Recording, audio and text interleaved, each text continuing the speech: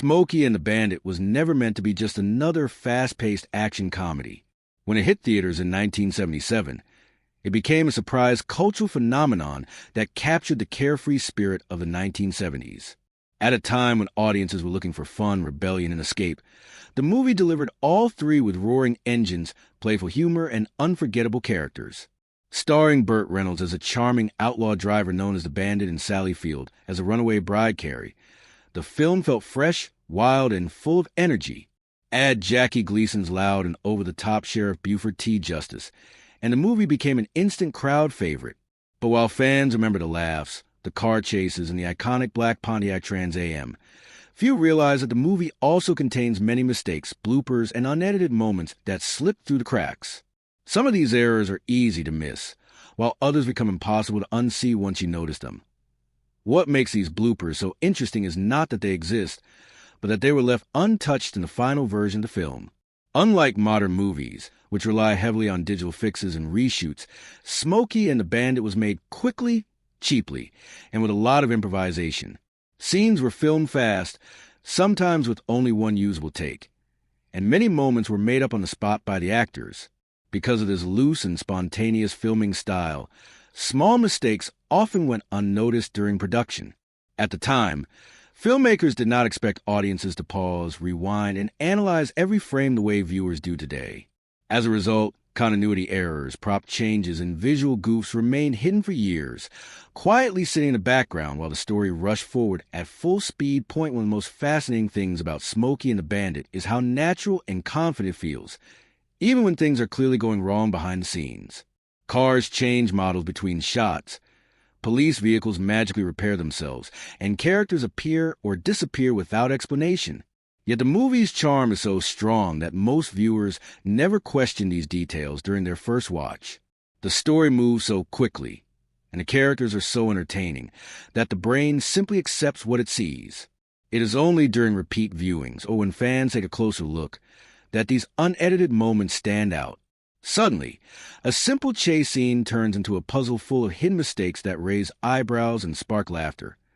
What makes one particular blooper especially memorable is that it happens right in front of the camera, without any attempt to hide it. The scene plays out smoothly, but when examined carefully, it becomes clear that something went wrong and was never corrected. Whether it was due to a rushed schedule, a tight budget, or a simple oversight, the filmmakers chose to move forward instead of fixing it. In a strange way, this decision adds to the movie's personality. These imperfections remind us that Smokey and the Bandit was made by real people, working under pressure, trusting instinct instead of perfection. The movie feels alive because it is imperfect. Today, fans celebrate these bloopers as part of the film's legacy. Instead of ruining the experience, they make it richer and more fun. Spotting a mistake feels like discovering a secret handshake between longtime viewers. It turns a simple rewatch into a game of observation, where every scene might reveal something new. These errors also tell a deeper story about how movies were made in the past, before computers, digital effects, and endless editing options. Smokey and the Bandit stands as a reminder that energy, chemistry, and heart often matter more than technical perfection. And as we take a closer look at the film's most famous unedited moments, it becomes clear that sometimes the mistakes are just as entertaining as the movie itself. The story behind Smokey and the Bandit is just as entertaining as the movie itself, and it all started with a simple, almost silly idea. The man who brought the film to life was Hal Needham, a legendary stuntman who had spent years crashing cars, jumping motorcycles, and risking his life for Hollywood stars. Needham was not a trained director, writer, or producer in the traditional sense. Instead, he understood action better than almost anyone else in the business. He knew how cars move, how chases worked, and how to make dangerous stunts look exciting on screen. For years, he dreamed of making a movie that captured the thrill of the open road and the fun of fast driving without taking itself too seriously. That dream finally started to take shape during the mid-1970s, thanks to an unexpected problem involving beer. At the time, Needham was working in Georgia as Burt Reynolds' stunt double on another movie. Someone on set brought him a few cases of Coors beer from the West Coast. Back then, Coors was not pasteurized and had to stay cold, which made it illegal to sell east of the Mississippi River. Needham put the beer in his hotel refrigerator, but he noticed that the cleaning staff kept taking it. This small annoyance reminded him of an article he had read about people secretly transporting Coors beer across state lines. Suddenly, a light bulb went off in his head. What if a movie was built around the idea of bootlegging beer, not for crime or money, but just for fun and bragging rights?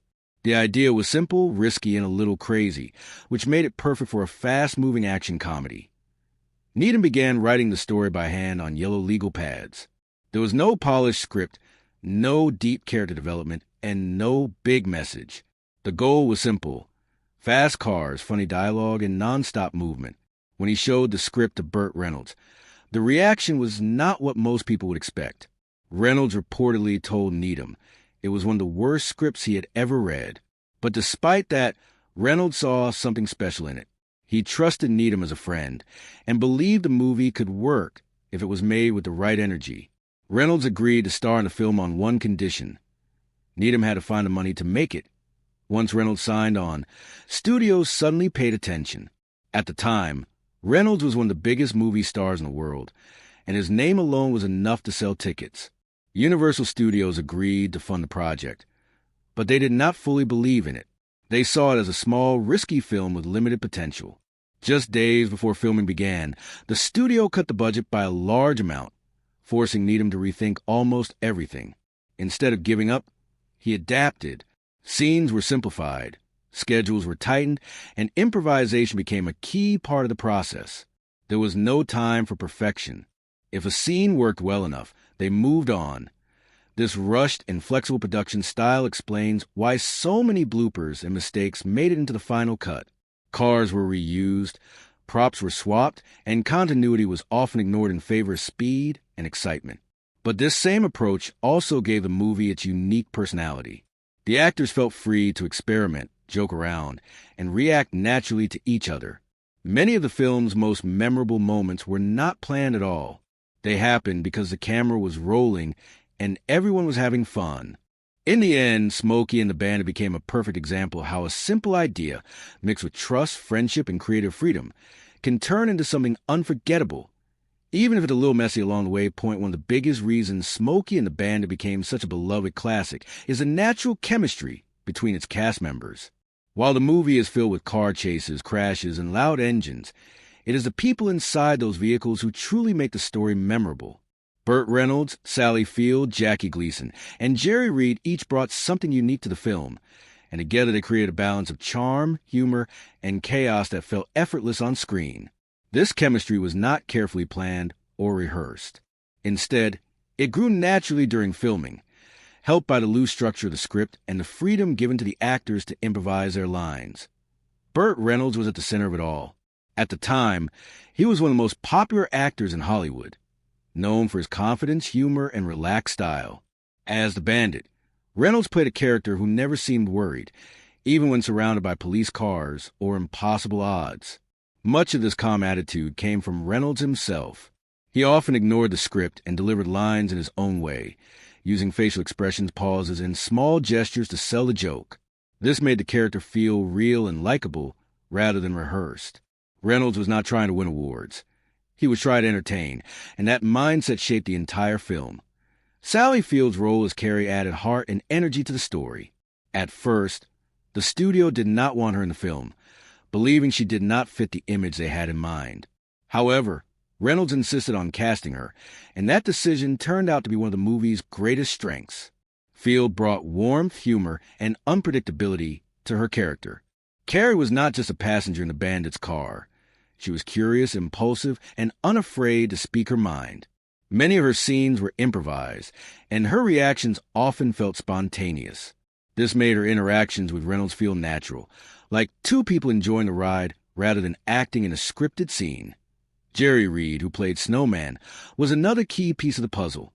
As both an actor and a musician, Reed brought a relaxed, friendly presence to the film. Snowman's voice over the CB radio became a comforting guide throughout the movie, helping the Bandit avoid trouble and stay one step ahead of the law. Reed's calm tone balanced Reynolds' playful confidence and made their friendship believable. Their conversations over the radio felt like real talk between longtime friends, full of teasing, trust, and shared understanding. This helped ground the movie even when the action became over the top. Then there was Jackie Gleason, whose performance as Sheriff Buford T. Justice stole nearly every scene he appeared in. Gleason was given almost complete freedom to create his character, and he took full advantage of it. He barely followed the script and often made up lines on the spot. His loud insults, strange expressions, and exaggerated anger turned Buford into one of the most memorable villains in movie history. Gleason's performance was so strong that it sometimes disrupted the film's flow, which may explain why some scenes featuring him and Reynolds together were cut. Even so, his presence added an unpredictable edge that made the movie more exciting. This mix of strong personalities, improvisation, and trust created an atmosphere where mistakes were not always seen as problems. If something went wrong but still felt funny or exciting, it was left in. That is why so many bloopers exist in the final cut.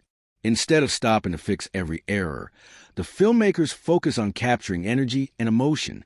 The result was a movie that feels alive, messy, and full of personality. The cast chemistry turned chaos into charm, proving that sometimes the best moments happen when rules are ignored and everyone simply enjoys the ride. The heart of Smokey and the Bandit beats loudest during its car chases, and those scenes were made possible by real stunts, real crashes, and very real pressure behind the camera. Unlike modern action films that rely heavily on computer effects, this movie was built almost entirely on practical stunt work. Hal Needham, the director and former stuntman, designed the action based on his own experience. He knew what cars could handle, how fast they could go, and how to push them to their limits while still keeping people alive. This hands-on approach gave the film an authentic feeling that audiences could sense, even if they didn't realize why it felt different from other movies of the time. The most famous vehicle in the film is, without question, the black 1977 Pontiac Trans Am driven by the Bandit. When Needham chose this car, it was not yet an icon. He simply thought it looked fast, stylish, and bold enough to match the character. Pontiac agreed to provide several cars for filming, but far fewer than the production needed. As a result, the same cars were used over and over again, often repaired quickly between scenes or replaced with similar models when damage became too severe. By the end of filming, most of the Trans Ams had been wrecked, and the final surviving car barely worked. In fact, during the last scene, it had to be pushed into position because it would no longer start. This shortage of vehicles is one of the main reasons continuity errors appear throughout the film. Different wheels, trim details, and body styles can be spotted if viewers pay close attention.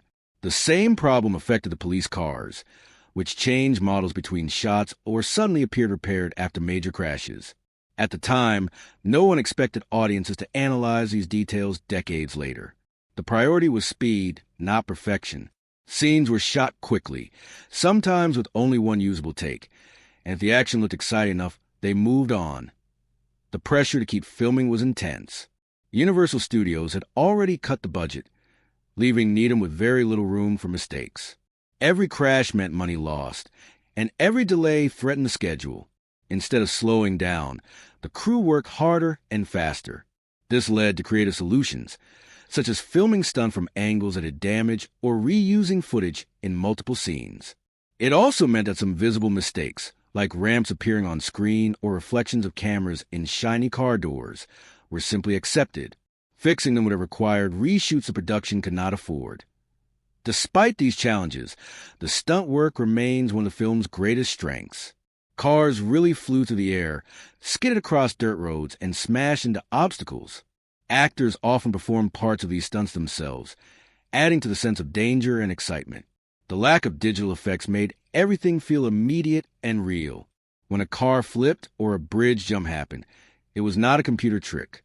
It was a carefully planned risk that depended on timing, skill, and a bit of luck. These conditions explain why certain scenes contain obvious bloopers that were never edited out. In some shots, you can see ramps used for jumps, crew members hiding in reflections, or stunt coordinators signaling drivers. Rather than ruining the experience, these moments offer a glimpse into how the movie was actually made. They show the human side of filmmaking, where creativity and courage matter more than flawless execution. Smokey and the Bandit may not be perfect, but its real stunts and fast-paced filming give an energy that polished movies often lack.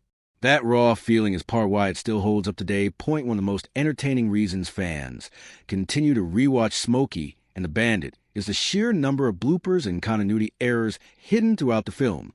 These mistakes were never meant to be noticed, yet decades later they have become part of the movie's charm. In a time before home video and digital editing, filmmakers did not worry much about small details matching perfectly from shot to shot. As long as the scene felt exciting and funny, it was considered good enough. This mindset allowed many visual errors to slip through the editing process, creating a treasure hunt for modern viewers who enjoy spotting things that do not quite add up. Point one of the most well-known continuity mistakes happens during a roadblock scene involving Sheriff Buford T. Justice. In one moment, a passing truck slams into his open car door, tearing it clean off. The impact looks dramatic and painful, perfectly matching Buford's loud personality. But just seconds later, when the camera cuts to a wider angle, the door is suddenly back in place, fully attached and closed as if nothing ever happened. This kind of mistake likely occurred because different shots were filmed at different times using different cars. Instead of reshooting or fixing the error, the editors simply kept the best-looking footage. Another popular blooper involves a police car that tumbles down an embankment into a river. At the start of the fall, the vehicle is clearly one model, but when it lands at the bottom, it is magically transformed into a completely different one. This car swap is obvious once you know what to look for, yet passed unnoticed by most audiences for years. Similar changes happen with the Bandit's Trans Am, which appears spotless no matter how many dusty back roads it travels. Even after intense chases through mud and dirt, the car remains shiny and clean in the next scene, breaking realism but maintaining its iconic appearance.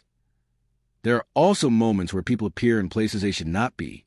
In one rainy scene before the Bandit picks up Carrie, viewers can clearly see two people sitting in the car, even though the character is supposed to be alone. This likely happened because a camera operator or crew member was seated inside the vehicle for filming. Rather than reshooting the scene, the footage was used as is. Another similar error occurs when reflections in the Trans Am's shiny doors briefly reveal the camera or lighting equipment. These reflections are easy to miss, but once seen, they are impossible to ignore. Mechanical mistakes add another layer of fun for detail-focused viewers. The Trans Am speedometer often shows the same reading no matter how far the car travels, and the ignition key sometimes appears in the off position, while the vehicle is clearly moving. CB radio scenes also contain errors, such as characters speaking without pressing the microphone button or talking into the wrong side of the device. In real life, these conversations would not work, but the movie treats them as perfectly normal. These technical slips are small, but they highlight how little attention was paid to accuracy during filming. Rather than ruining the experience, these bloopers make the movie more enjoyable for longtime fans. Spotting a mistake feels like being let in on a secret. It creates a sense of connection between the viewer and the film, turning each rewatch into a new discovery. The errors also serve as reminders of how movies were made during a different era, when speed and creativity mattered more than flawless detail. In the end, these continuity mistakes have become part of Smokey and the Bandit's identity, proving that even obvious errors can add to a film's lasting appeal. Not every so-called mistake in Smokey and the Bandit is actually an error. Over the years, fans have pointed out many moments that seem unrealistic or confusing at first glance, but when examined more closely, they can be explained by the story's loose timeline or playful tone. The movie was never meant to be a serious or perfectly logical film. It was designed as a fun, fast-moving adventure where excitement mattered more than strict realism. Because of this, some details that appear to be plot holes are actually just storytelling shortcuts or creative choices meant to keep the pace moving. One common question involves how the Bandit manages to buy a car, install a CB radio, and get custom license plates in such a short amount of time. To some viewers, this seems impossible. However, the movie's timeline suggests that these events did not happen instantly, even though they are shown quickly on screen. Films often compress time to avoid slowing the story down. The audience is expected to assume that certain tasks happen off-camera. While the movie does not show every step, it gives enough context to believe that the Bandit had time to prepare for the race. Another debated issue involves the CB radio channels used by the characters. Bandit and Snowman frequently change channels to avoid being tracked, yet other drivers and even Sheriff Buford seem to find them easily. Some fans argue that this makes no sense, But again, the movie does not show every action in detail. Just because viewers do not see characters turning dials or searching frequencies does not mean it did not happen. The film chooses to focus on dialogue and action rather than technical steps that would slow the pacing.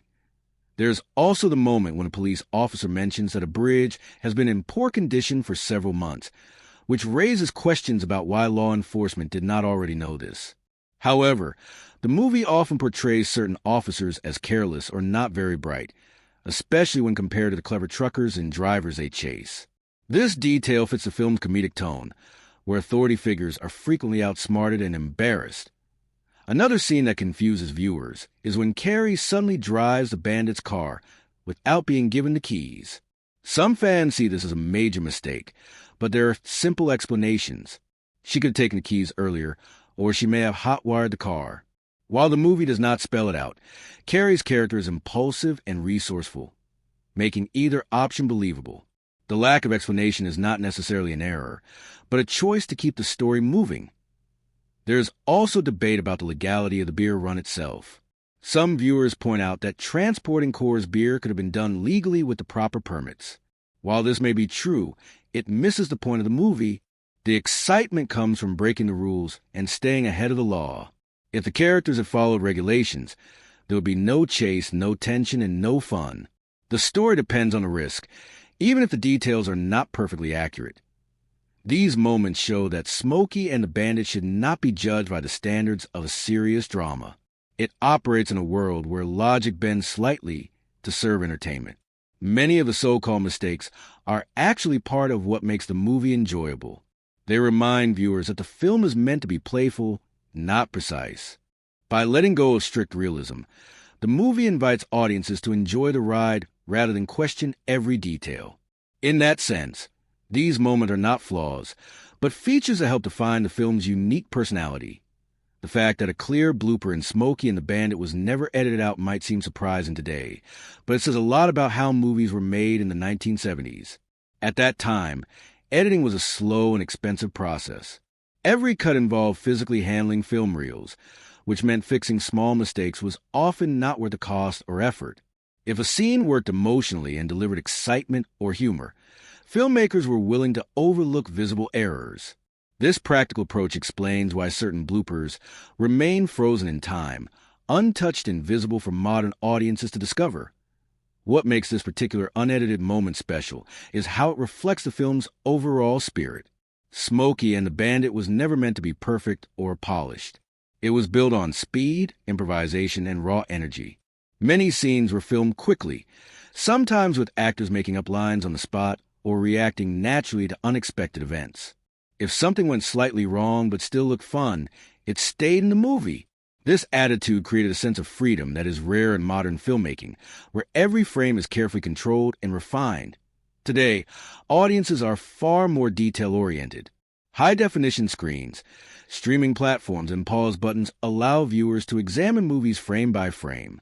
A mistake that went unnoticed in theaters decades ago can now be spotted within seconds and shared online. Social media and video platforms have turned bloopers into talking points, giving old films new life. Clips highlighting mistakes in Smokey and the Bandit often gain millions of views, introducing younger viewers to a movie they might otherwise never watch. These unedited moments also help viewers feel closer to the people who made the film. Seeing a ramp and a car jump or a reflection of a camera reminds audiences that real humans were behind the action. It breaks the illusion in a gentle way, showing the effort, risk, and creativity involved in making the movie. Instead of feeling disappointed, many fans appreciate this honesty. It makes the film feel more personal and less like a carefully manufactured product. Another reason this blooper still matters is because it highlights how much filmmaking has changed. Modern movies rely heavily on digital tools to erase mistakes and create flawless images. While this technology can be impressive, it can also make films feel less real. In contrast, the visible errors in Smokey and the Bandit remind viewers of a time when practical effects ruled. Cars crashed for real, jumps were actually performed, and mistakes were accepted as part of the process. This raw approach gives a movie a timeless quality that many modern films struggle to achieve. For fans, spotting a blooper becomes a shared experience. Online discussions, comment sections, and reaction videos bring people together around these discoveries. Everyone notices something different, and each new detail adds to the film's legacy. What started as a simple mistake has turned into a symbol of the movie's lasting appeal. It shows that perfection is not required for a film to be loved and remembered in the end. This unedited blooper represents more than just an error. It stands as proof that great entertainment comes from passion, creativity, and risk-taking. Smokey and the Bandit continues to be celebrated not because it is flawless, but because it is fun, energetic, and human. That is why, even today, viewers still take a closer look and smile when they spot the mistake that was never edited out. Over the years, the unedited blooper from Smokey and the Bandit has slowly transformed from a hidden mistake into a fan-favorite talking point. When the movie was first released, audiences watched it in theaters without the ability to rewind or pause. Most viewers were too caught up in the fast cars, loud jokes, and non-stop action to notice small errors. The blooper simply blended into the excitement. It was only many years later, when the film became available on VHS, DVD, and eventually streaming platforms, that fans began to closely examine individual scenes and spot things that did not quite make sense as home viewing became more common. People started re-watching the movie multiple times. Each viewing revealed something new. A strange camera angle, a sudden change in a car's condition, or a background detail that looked out of place suddenly became obvious. Fans began pointing these moments out to friends, turning the blooper into a kind of inside joke. What was once invisible became something people actively looked for. Instead of skipping past the scene, viewers replayed it, trying to catch every detail they might have missed before. The rise of the internet took this fascination even further. Online forums and fan websites gave people a place to share screenshots and theories about what really happened during filming. Some fans slowed the footage down frame by frame, analyzing reflections, shadows, and movements in the background. Others compared different versions of the movie to see if the blooper had ever been changed or removed. Each discovery sparked new discussions, keeping interest in the film alive long after its original release. The video-sharing platforms played a huge role in turning this scene into a viral moment. Short clips highlighting the unedited blooper began appearing online, often with arrows, zoom-ins, and captions pointing out the mistake. These videos attracted viewers who may not have even seen the full movie. Curiosity led them to watch the original scene, and many ended up watching the entire film. In this way, a small error helped introduce Smokey and the Bandit to a whole new generation. What makes this blooper especially appealing is that it feels harmless and fun. It does not ruin the story or confuse the plot. Instead, it adds a layer of humor and realism. Fans enjoy knowing that even classic movies have imperfections. It makes the experience more relaxed, reminding viewers that films are created by people, not machines. This sense of shared discovery strengthens the bond between the audience and the movie. The scene has also become a teaching example for film lovers and aspiring filmmakers. It shows how limitations in time, budget, and technology can affect the final product. More importantly, it demonstrates that a movie does not need to be flawless to succeed. Smokey and the Bandit was a massive hit despite, or perhaps because of, its rough edges. The blooper serves as proof that storytelling, energy, and heart matter more than technical perfection. Today, fans proudly point out the unedited moment as part of the movie's identity.